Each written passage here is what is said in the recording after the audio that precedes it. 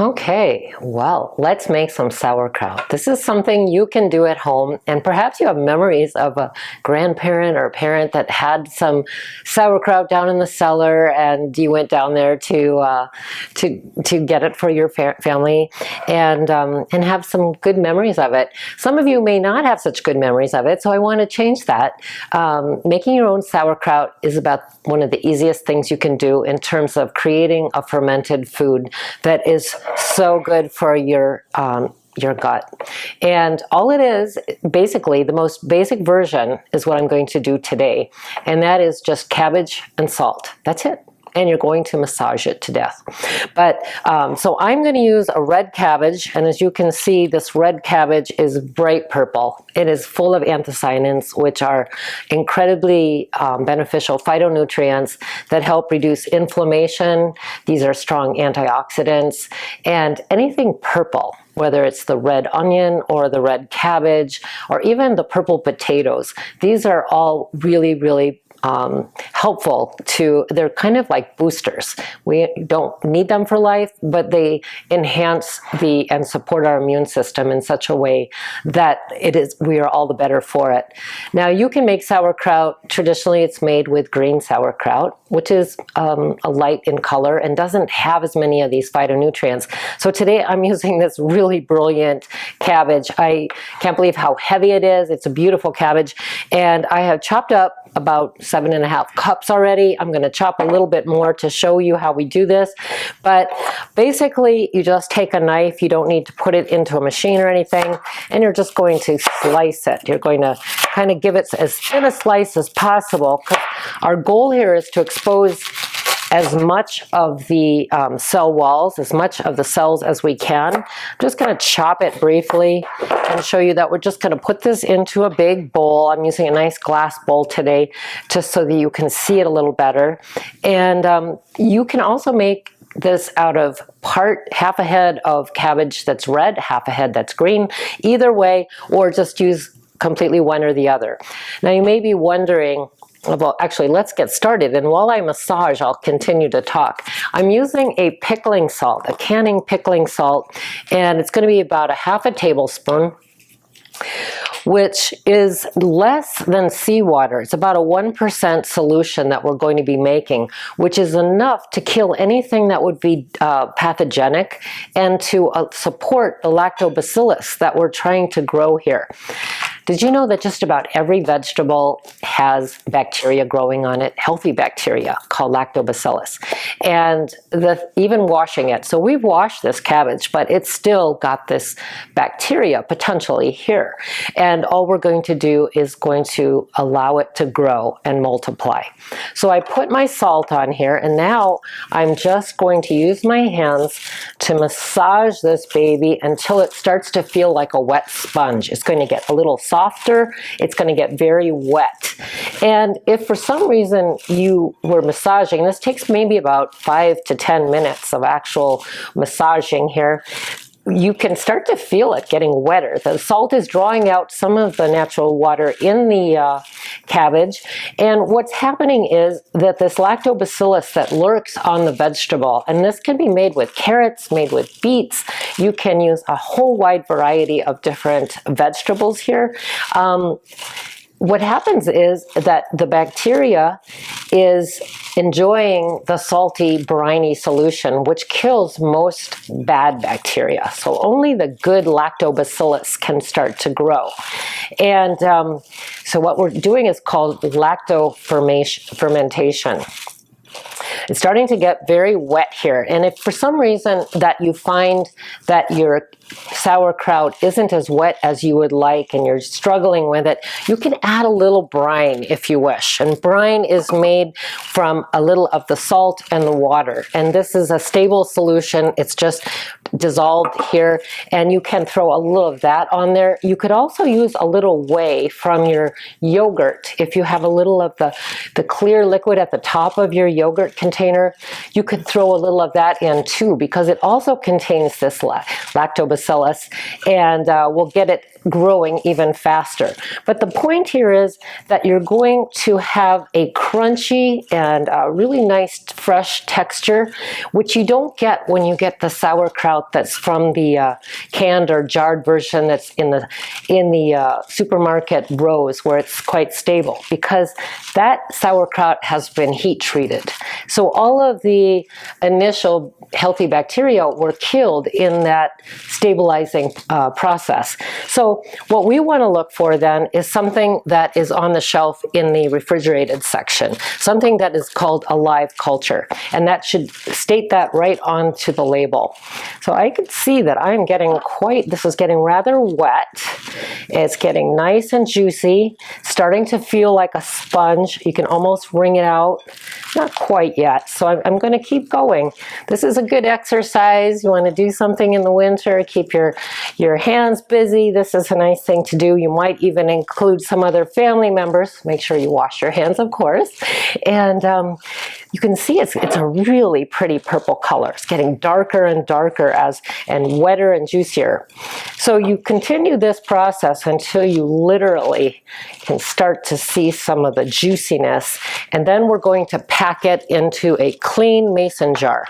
And make sure that it's clean. That's really important. I'm going to keep massaging here a little bit, because you're breaking down the cell walls. This is what is going to release some of that bacteria that's been there. And what happens is the bacteria is eating the carbohydrates that are part of the composition of the cabbage. So it's eating that for fuel, and its waste product is called lactic acid, which is that sour, tangy taste that you have in sauerkraut. So basically, you have a salty, it's slightly salty. We're not using a lot of salt. This is about the same brininess as you would find in the ocean. It's actually a little less than ocean water. And so you are using the salt because the salt is not a friend to most bacteria, the salt and the liquid. So one of the sayings when you make sauerkraut is, under the brine all is fine, which means that as long as you keep a layer of liquid above your sauerkraut, the salty briny water, you're going to have no problem with introduction of anything that might spoil it. If for some reason you saw some white foamy kind of bits on the top, you can scoop it off. You can literally just kind of remove it and continue to make sure that there's enough brine in there. You might need to introduce a little bit more to make sure there's a good cover there, and then you're fine. So my hands are totally purple, as you can see. This is a really good way of releasing some of the color. This is the anthocyanins. It's really, you could literally dye your Easter eggs with this. And we're going to pack our, and you know what, I also want to mention that you can add things. I didn't add anything to this. You can add apple, you can add carrot, you can add a little bits of onion or garlic, and typically you would add something like caraway seed. I think for this one I'm going to throw a little caraway seed in here. So we're going to put in about a tablespoon. And that's going to give it that traditional German caraway taste. So I'm going to just, let's see, I don't really want to mix that up anymore. There we go. I'm going to keep my hands out of it now that I'm just going to stir in the caraway seed. So as it will flavor it. Now I'm going to pack my jar, really pack it tightly, and I'm going to create some. You're going to have to push it down, because what you're really looking for is a really tight fit here. It almost seems like it's impossible to get all of that cabbage into a quart mason jar, but it is possible. And I'm going to, once we get this filled, and if you tasted it now, it's just going to taste salty. It takes about 2 weeks to create the flavors that you're looking for.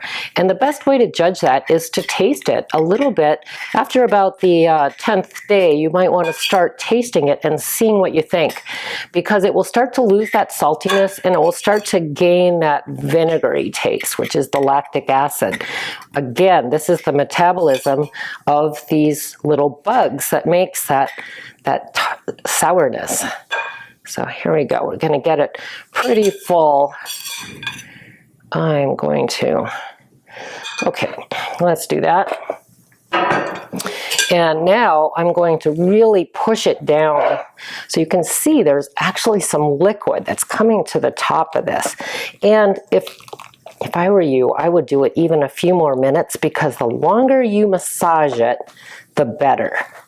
You can see that I'm starting to really pack it down. I think I want to add a little bit more. I think I can get it all in here. Hate to waste it. And there we go. Let's do that. Now I'm just going to pack it down. And one thing that I would recommend, that when you're cutting up your cabbage, that you keep out a bit of the leaf. And so what I got here is a bit of the outer leaf. And I'm going to pull it down till it's so that it fits into my jar. And I'm using that as kind of a seal. So I'm just going to put that on top, push it way down, and throw a little, and you can throw a part of your core on there to help seal it down. Or I also think it's really fun to use a rock. So I go to Lake Michigan, get a nice little stone there, and use that as my weight. And as I said, you do want to make sure that you have plenty of brine. And in this case, I'm just going to throw a little bit of this brine in here, just because I want to make sure that there is a good liquid seal there. So, and I'm going to put the top on it very loosely, because gases will be formed as this starts to grow. And you can see that the color is really different, because when it starts out, it's very basic. It's very, very blue, very purple. And as it turns into sauerkraut, it turns pink, it turns kind of red, and that's the acidity in there. So I started this one about 2 weeks ago, actually 17 days ago, so it is ready, and I'm going to use that to make a salad. So something that we often think about is putting sauerkraut with our hot dogs or our brats, and we think about it perhaps I'm trying to think in some soups and things, and there are some dishes that people make that use sauerkraut.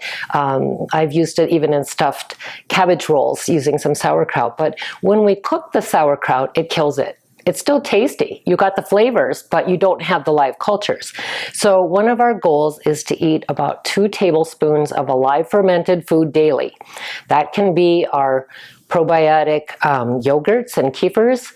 That can be our live sauerkrauts, our kimchis, and we will soon be showing you how to make something with gingered carrots. There's beets out there. There's lots of different, miso is another live fermented product. So you can see I had a green cabbage leaf that I was using here. And let's see, okay, we're going to make our salad. So I'm going to bring over my salad ingredients for you to see. And so I have a variety of things that I'm going to put on this salad. Now, this may sound a little bit unusual, but I'm using the sauerkraut basically as the salad dressing. So this is kind of a unique thing. So I'm taking my sauerkraut that has a nice crunch to it, and this one I made that was half red cabbage and half green cabbage, so it's a little bit lighter in color, if you're wondering. But it's going to be very beautiful, because I'm going to put that onto my salad. A couple of tablespoons, as I said, is a good serving size. And I'm going to throw on some other things to make it really, really special. I like a little bit of egg, so we've got, so this is adding some protein to it. Again, you can make it the way you like it. some pumpkin seeds. It turns out pumpkin seeds are one of the wonderful sources of zinc, which is going to be helpful in preventing infection, especially things like the coronavirus. So we want to make sure we're getting plenty of zinc every day, and one easy way is to put pumpkin seeds on your salad. I have colorful carrots here, shredded carrots, and a little bit of onion. And if you're not really happy with live plain onion, you can also make pickled onion, which isn't exactly fermented. It's not a live fermented thing, but by putting the onions in red wine vinegar, you are literally pickling it. And then I have something else that some of you may like, some of you may not, and that is some blue cheese or gorgonzola cheese. If you are not a fan of something strong like that, you can use feta cheese or omit cheese entirely. It's completely up to you. So we have this salad that has all these different colors and textures, but it is missing one thing, and that is some olive oil. So I'm going to mix the olive oil by drizzling that on top. That is what is turning this into more like a typical salad dressing. You've almost got that oil and vinegar taste. So I'm just going to lightly drizzle some olive oil. We know that olive oil is one of those healthy oils. This is an extra virgin olive oil that is a good source of healthy fat. And another thing we might want to put in is just a little dash of pepper. Just kind of, if I should probably have a nice little pepper mill. But here we go. So you can see this is our salad, and I could actually put a little more sauerkraut on top because it's really good. And it's very colorful, and this is something that you can have as a luncheon salad, or you could use this as an evening salad as well. But it is, all those flavors together make it extremely delicious. I'm going to take a little bite and see what it tastes like. It's good.